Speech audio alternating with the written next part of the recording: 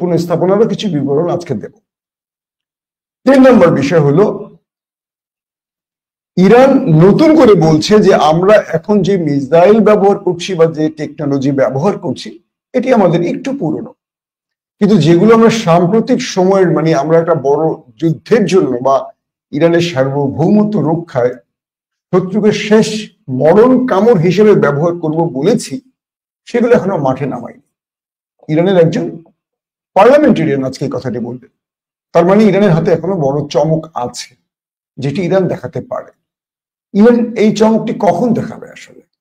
কারণ দখলদার দেশটির হাতে এখনো পারমাণবিক অস্ত্র আছে। কারণ ইসরায়েল যদি কোনো কারণে বড় রকম বিপদে পড়ে বা তার রাষ্ট্র বা তার সার্বভৌমত্ব হারানোর প্রশ্ন ওঠে দখলদারদের, তখন তারা ইরানে পারমাণবিক আক্রমণ চালাবে নির্দ্বিধা, এটি বলা যায়। তখন ইরানের হাতে তো সারপ্রাইজ বা চমক থাকতে হবে। সেটি কি ইরান বলেনি, হতে পারে সেটিও নিউক্লিয়ারের সঙ্গে নিউক্লিয়ার অথবা এর চেয়েও ভয়ঙ্কর কিছু।